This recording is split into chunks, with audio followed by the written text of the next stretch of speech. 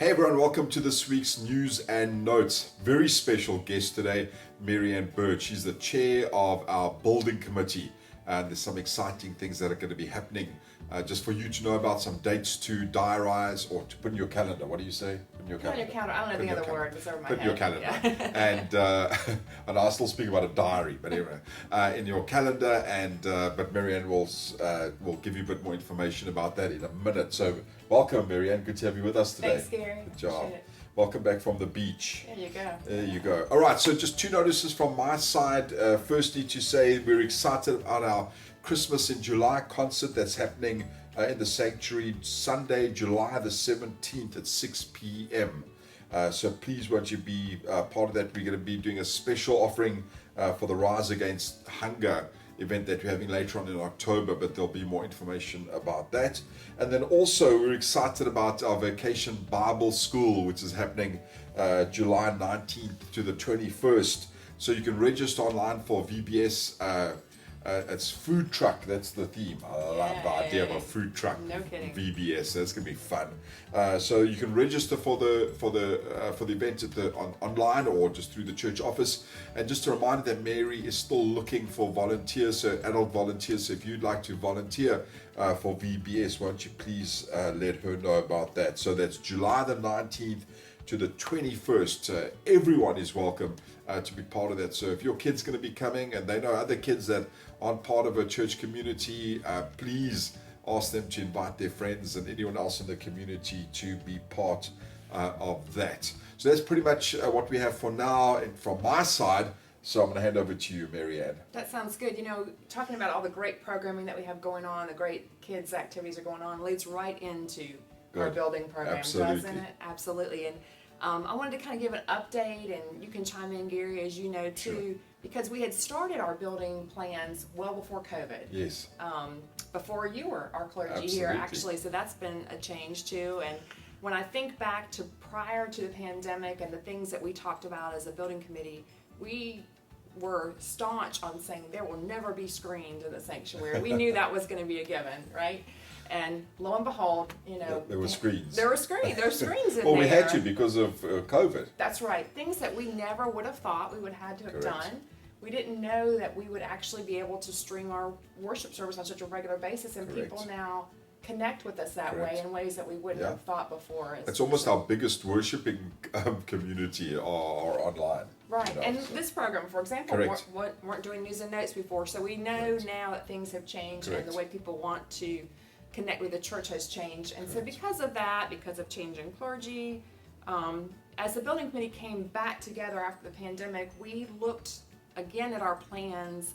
We had received feedback from church members on our initial plans, but we looked at with new eyes. You know, were we going in the right direction? Were there changes that could be made to make it better? And actually, probably yes. The answer was that now that we see that the screens don't end the world in the worship center, that there's a need for them, that streaming is a part of what we need to do. We took a look back, and we're excited to say that we've been planning and talking. We've got an exciting fly-through to show to folks at the end of this conversation, where you can see our new look at what we think is important. And the sanctuary is one thing that moved to the front and center of being important in the planning. Those people who've been at Littleton Street for a long time remember Frank Griffith had a vision to kind of wing out, I don't know what the right technical word, balance out is a good word, for the sanctuary. And if you've been in there on Sunday mornings, you know certain places you sit, you may have to look and strain and see different pieces. So we want to make that a more evened out space, comfortable space, where wherever you are in there, you can see, participate. But there's some needs anyway in our sanctuary to get those up to and we wanted to build for growth as well. Exactly. I mean, while it's nice to be all tight and cozy in there, sometimes we know that doesn't always invite those that we want to be a welcoming church, and we want to keep growing. So that's a new change. The gym is still an important aspect of the building piece, and using it for a variety of reasons, variety of purposes.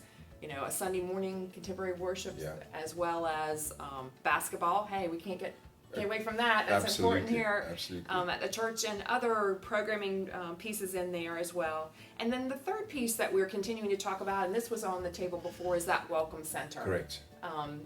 If you can think back to when the first time you came on the campus, if that was recently or if it's been a while, that sense of where do I go? Yeah.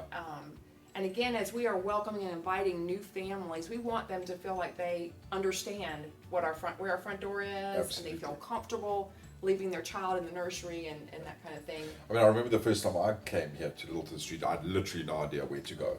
It was, and I think for those that have been worshiping here for a long time, or even for me now I know exactly obviously where to go. But when we have visitors coming, not only the welcoming aspect, but be able to have a central place to arrive and to leave again, we think is really important. It is. It really is. I mean, this is a vibrant community. Absolutely. And we want our facilities to serve our missions. And so right now that's exciting to me. Correct. Our next step in the process will be to have a charge conference. We'll have our district superintendent here with us in August, and we'll be announcing that date as soon as we get it nailed down, where all the congregation can come in and listen and hear the details. And then we'll be asking for your support, a vote forward on there. Correct. And in the meantime, we have big charts and posters on easels around the campus where you can see more of the plans. You can ask questions. Certainly Gary or me would be glad to take your questions. And the more we hear from you, the better we understand how to explain to the congregation. So that and the fly-through that you can visit, I think will help kind of show the vision for what we see here as Littleton Street continues to grow and offer and be a vibrant community in Camden. Correct. And just in terms of the charge conference, Mary Anne, what we wanted to make clear as part of this process is that there will be many opportunities to have a conversation around the building and where we're going. Your input is critical.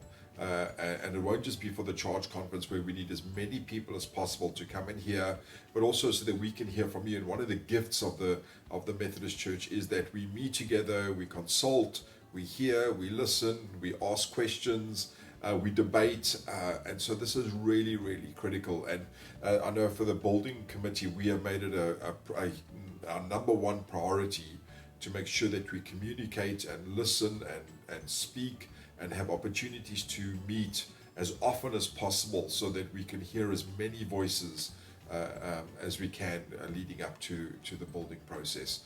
But certainly the charge conference is critical for members of Littleton Street to be part of, so that because that'll be almost an official kickoff for the building campaign. So it'll be important that you are there for that. And as Mary Anne said, we'll be confirming a date.